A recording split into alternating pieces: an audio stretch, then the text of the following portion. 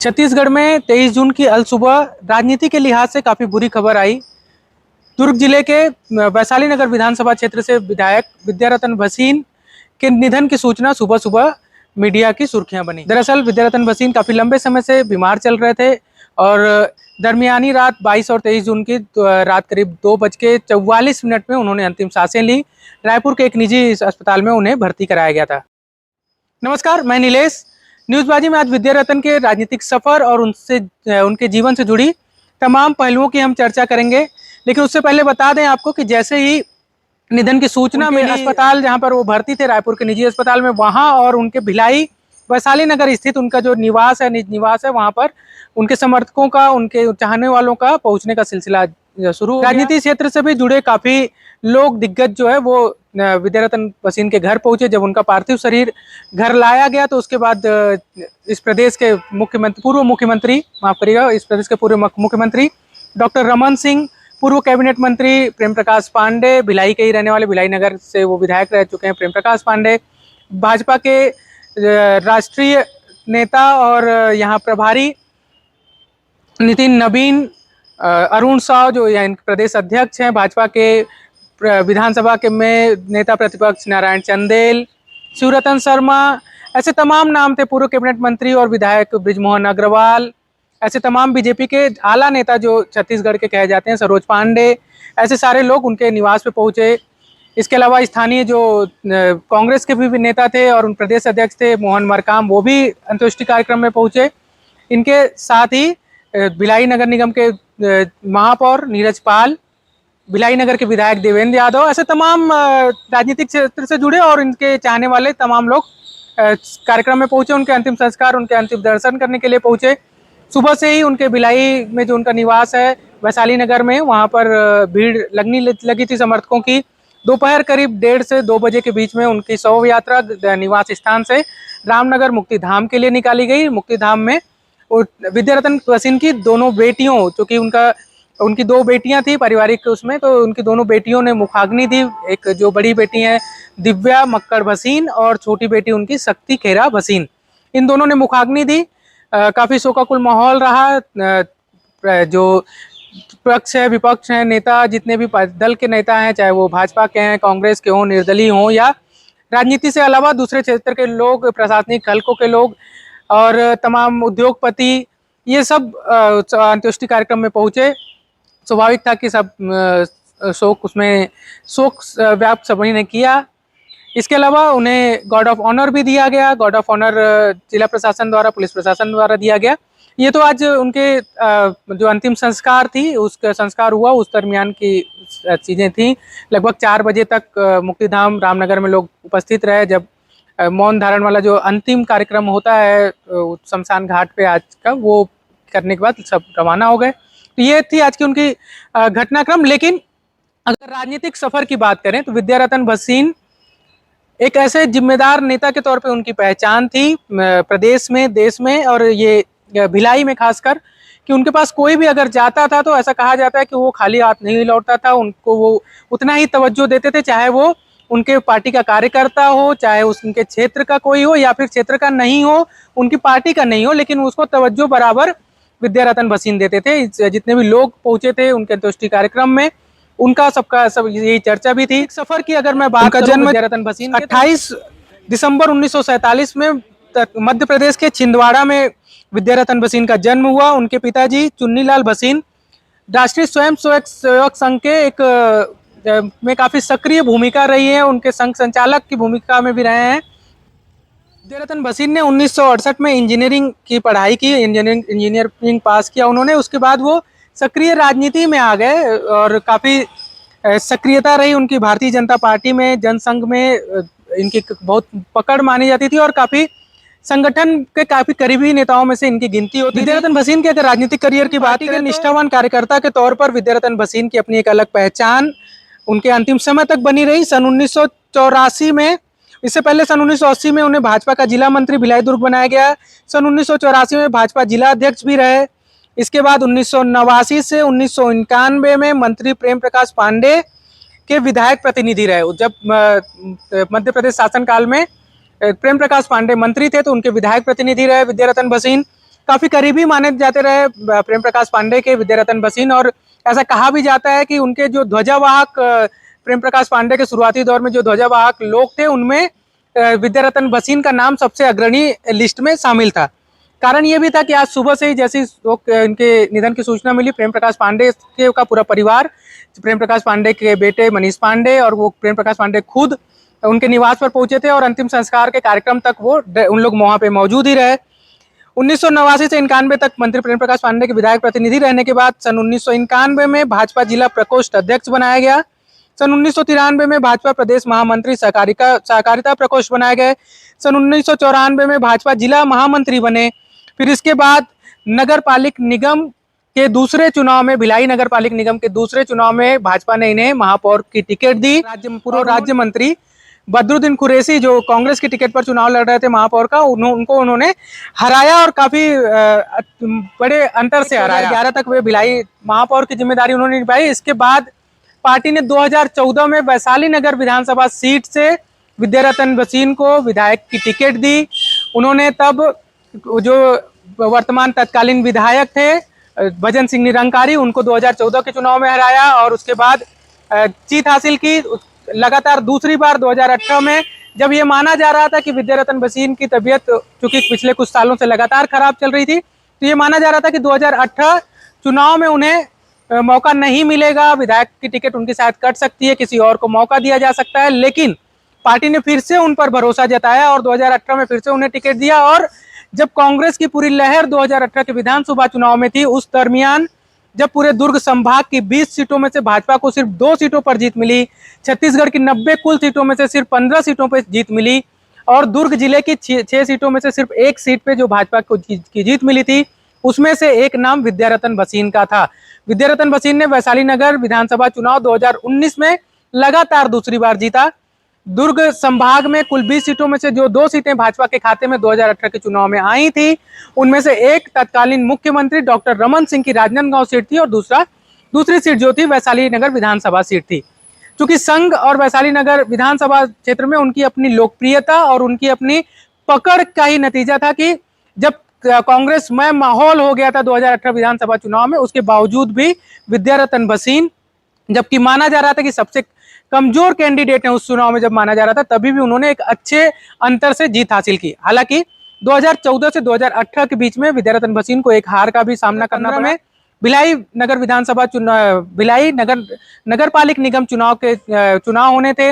महापौर की टिकट को लेकर भाजपा में अंदरूनी एक कसमकस मच गई थी, किसको टिकट दिया जाए। काफी दावेदार हो गए थे और पार्टी को जब कोई नाम नहीं सूझा तो तब विधायक के पद पे रहते हुए विद्यारतन भसीन को पार्टी ने मौका दिया था फिर से महापौर चुनाव लड़ने का, और उस चुनाव में उन्हें हार का सामना करना पड़ा था। तब कांग्रेस के युवा नेता देवेंद्र यादव ने उन्हें एक बड़े अंतर, करीब लगभग 50,000 वोटों के अंतर से, 45 से 50,000 वोटों के अंतर से विद्यारतन भसीन को हराया था।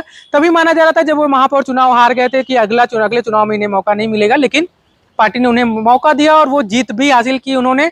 इन पिछले 5 सालों में अब जबकि 6 महीने बचे हैं चुनाव को, तो अब ये चर्चाएं फिर से शुरू हो गई हैं कि अब नया चेहरा कौन होगा। ये राजनीतिक बातें हैं, लेकिन विद्यारतन भसीन की जब बात करें तो उनके जो अपने संपर्क थे, उनका जो अपना व्यवहार था, उनकी अपनी जो इमेज थी, वो पूरे क्षेत्र में, खासकर वैशाली नगर विधानसभा क्षेत्र या पूरे भिलाई की बात करें तो पार्टी के तौर पर भी एक ऐसे नेता की छवि उनके अंदर उनकी बनाई गई, ऐसे एक नेता की छवि उनकी थी जो जिसका किसी से ना कोई दुश्मनी है, ना किसी गुट का कोई हिस्सा रहे हैं वो कभी, ना किसी गुट में शामिल। या जब बंगलों की राजनीति की बात भिलाई में की जाती है, तब उससे भी बाहर एक इमेज जो बनती है वो विद्यारतन भसीन की बनती है।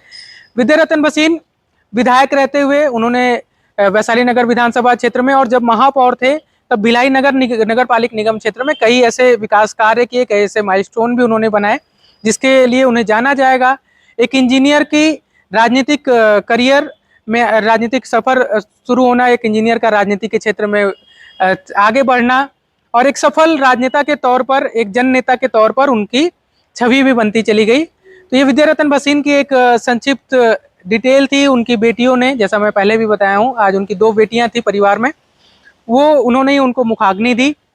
काफी शोकफुल माहौल में उनका अंतिम संस्कार किया गया। विद्यारतन भसीन की एक संक्षिप्त विवरण, विद्यारतन भसीन की अपनी इमेज और उनके राजनीतिक सफर की जानकारी देने की हमने कोशिश की। आज जो अंत्येष्टि में 23 जून को जो लोग पहुंचे थे विद्यारतन भसीन के अंत्येष्टि कार्यक्रम में, उनमें से प्रमुख डॉक्टर रमन सिंह, पूर्व मंत्री प्रेम प्रकाश पांडे, मोहन मरकाम भी पहुंचे थे, प्रदेश अध्यक्ष कांग्रेस के। अच्छा, तमाम नेता पहुंचे थे। आप उनके बयान मीडिया के सामने आए, उन्होंने मीडिया से चर्चा की, विद्यारतन भसीन को लेकर अपनी राय दी। उन्होंने क्या कहा, सुनिए। विद्यारतन भसीन जी पारिवारिक रूप से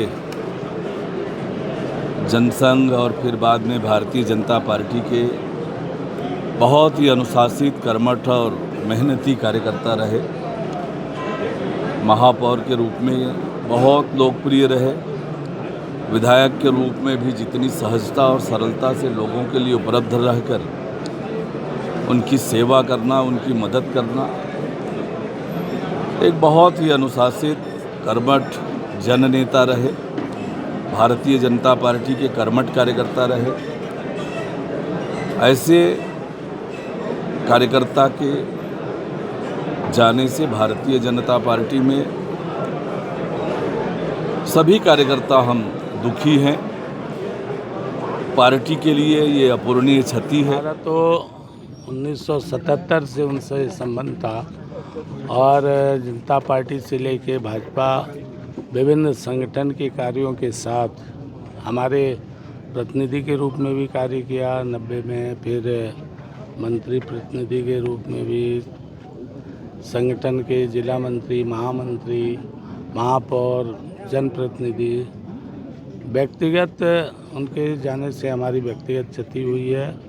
पारिवारिक एवं दलगत में भी जो हम लोगों की जैसे पॉलिटिकल टीम थी तो उसमें वो कभी भी फुल बैक का काम करते थे कि कोई कुछ हो जाए तो संभालने का अंतिम जो है, तो वो एक बड़ी उनमें काबिलियत थी कि सारी विपरीत परिस्थितियों में भी वो खड़े रहते थे।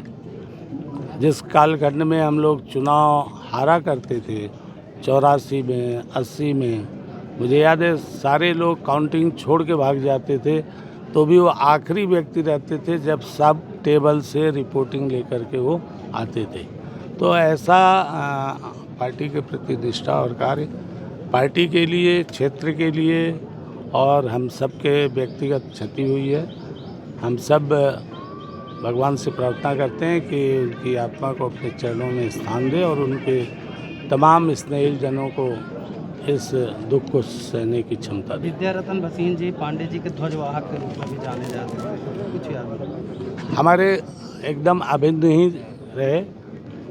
अगर वो चले जाते थे तो लोग मानते थे हम गए हैं और हम आते थे तो वो मानते थे, ऐसा रहा। एक यादें उनके साथ जुड़ी है कि उनको विधायक रहते हुए महापौर का भी चुनाव लड़ा दिया गया था। किस तरह से उनकी मर्जी थी, नहीं थी, जिस तरह से अभी भी चर्चा कर रहे थे आप? ये अब जो देखिए, दल जो निर्णय करता है वे दल के एक निष्ठावान कार्यकर्ता थे। जब जब जो उन्होंने उनको दायित्व दिया गया, उनकी सहमति या असहमति, उन दायित्वों को उन्होंने पूरी तरह से निर्वहन किया। इसलिए एक वो सच्चे कार्यकर्ता थे और बाद में सारे जो पद उन्हें मिला उस कार्यकर्ता के कारण।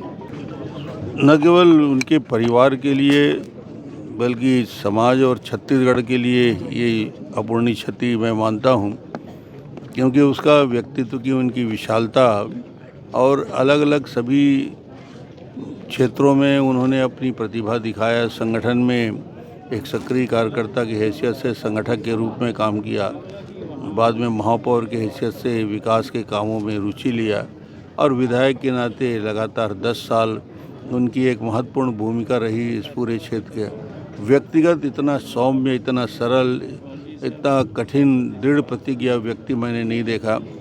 कठिन से कठिन समय, बीमारी के समय जब मेदांता जाने की बात हो रही थी, मेरे से बात हुई, मैंने फ़ोन करके वहाँ के चिकित्सकों से बात किया और बाद का ट्रीटमेंट भी, मगर सारे तकलीफ़ों के बाद भी उनके चेहरे की मुस्कुराहट नहीं गई, उनका दृढ़ निश्चय और विश्वास नहीं गया। निश्चित रूप से उनका चला जाना हम सब के लिए और व्यक्तिगत रूप से मैं मानता हूँ कि एक बहुत अच्छा मित्र हम लोगों को बीच से चला गया, एक अच्छा संगठक चला गया।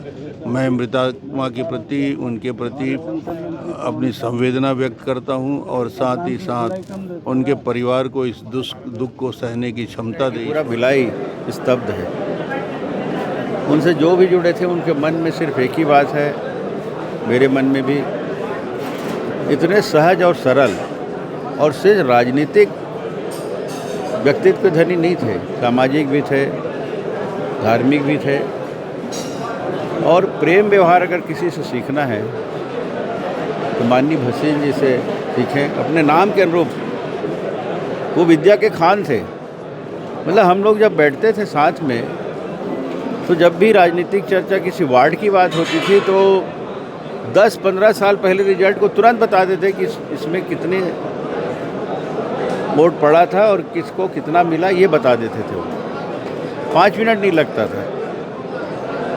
सामाजिक रूप से उस वार्ड में कितने लोग रहते हैं इसकी भी जानकारी उनके पास थी। और वो राजनीति के मर्मज्ञ थे। 50 साल का लंबा उम्र उन्होंने इस राजनीति में बिताया है, मगर इस बीच में कभी भी एक पारिवारिक संबंध में राजनीति को आड़े नहीं दिए। मैं उनके परिवार के साथ बैठता था, भैया जिस तरीके से परिवार की जिम्मेदारी निभाते थे उसी तरह राजनीति में भी।